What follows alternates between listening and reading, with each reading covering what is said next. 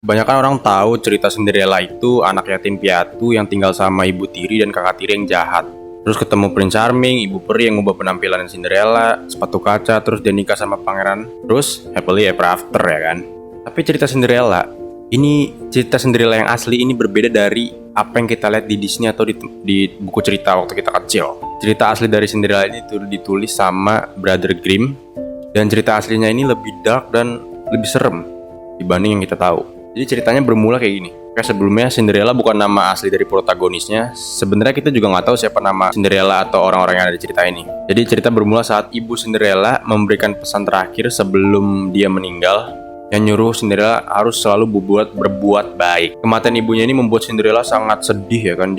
Dia setiap hari selalu ke makam ibunya terus diem di situ. Nah, setelah beberapa tahun, bokapnya si Cinderella ini nikah lagi nih sama janda 2 anak ya kan. Dari sini kita nggak tahu nih kemana bapaknya si Cinderella ini pergi ya kan. Ibu barunya Cinderella dan saudari barunya ngebuang semua baju yang dimilikin sama Cinderella, terus maksa Cinderella buat pakai baju yang kumuh, dekil, jelek, kotor lah pokoknya. Udah gitu mereka ngejek Cinderella karena pakaiannya, bahkan mereka nggak mau duduk satu ruangan sama Cinderella. Sejauh ini sih cerita masih sama, ya pokoknya dijahatin lah Cinderella sama keluarga barunya. Kenapa nama Cinderella? Jadi Cinderella itu karena Cinder itu kan abu. Terus si Cinderella tuh sering disuruh sama ibunya buat ngambil kacang yang ada di abu gitu loh. Setelah bla bla bla ya kan, tibalah saat dimana si Prince Charming nyari bini. Si pangeran mau nyari bini. Dia bukalah pesta dansa ya buat cewek-cewek yang masih jomblo ya kan, buat dinikahin sama dia nanti. Di sini kakak-kakak dan ibu tiri Cinderella udah pakai baju yang bagus dong. Tapi Cinderella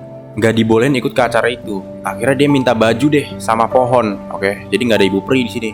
Minta gaun yang bagus sama pohon. Akhirnya jatuhlah gaun yang bagus dari pohon dan sepatu emas. Di sini ceritanya bilang kalau itu sepatu emas, bukan sepatu kaca. Oke, ini perbedaan pertama ya. Setelah dapat semua pakaian, datanglah Cinderella ke pesta dansa. Dansalah dia sama pangeran.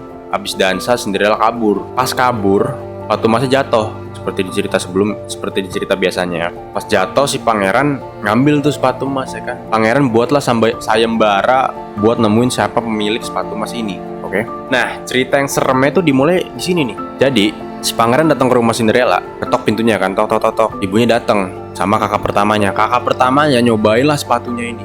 Ya nggak muat kan ceritanya gitu. Solusinya gimana? Nah, kalau di film-film sebelumnya kan ya udah nggak muat aja dipaksa gitu kan. Kalau di cerita ini si kakak pertamanya ini disuruh ibunya buat motong jari-jari yang ada di kakinya biar muat gitu kan. Nah, ini yang lucunya nih, ya muatlah sepatu kan. Percayalah si pangeran sama apa yang mereka lakukan gitu loh. Tapi pas mereka lagi dalam perjalanan ya, ada burung yang baik hati ini ngasih tahu pangeran kalau sepatunya berdarah tuh. Muter balik lah si pangeran ya kan. Datang lagi lah dia ke rumahnya si Cinderella. Sekarang giliran kakak kedua nih nyobain sepatunya. Kakak kedua motong jari juga? Enggak, dia nggak motong jari, tapi tetap dia motong kakinya. Yang dipotong itu tumit dia sendiri biar muat ya kan.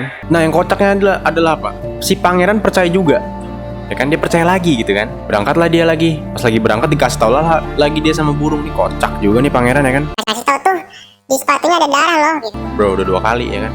Oke, akhirnya datanglah Cinderella ya kan. Turunlah dia ke bawah gitu kan. Dari atas kan dia turunlah ke bawah. Disuruh coba sepatunya gitu kan. Ini sepatunya masih berdarah-darah ya. Sepatu emasnya ini masih berdarah-darah. Cobainlah sama si Cinderella, oke. Pas dicobain akhirnya muat. Oke, kaki Cinderella tuh berdarah lah pokoknya kan, darah kakak-kakaknya masih ada di situ kan. Muat lah, dibawalah dia sama pangeran. Nikahlah dia, happily ever after ya kan. Nah, ada lagi nih pas lagi pernikahan ya. Sebelum pernikahan, burung yang baik hati ini itu mencongkel mata kakak-kakak perempuannya ya kan. Dan yang gue denger juga ibu tirinya disuruh dansa pakai besi yang panas sampai dia meninggal. Wow, bayangin aja kalau cerita aslinya beneran dijadiin film, udah bukan cerita anak-anak lagi men, ya kan?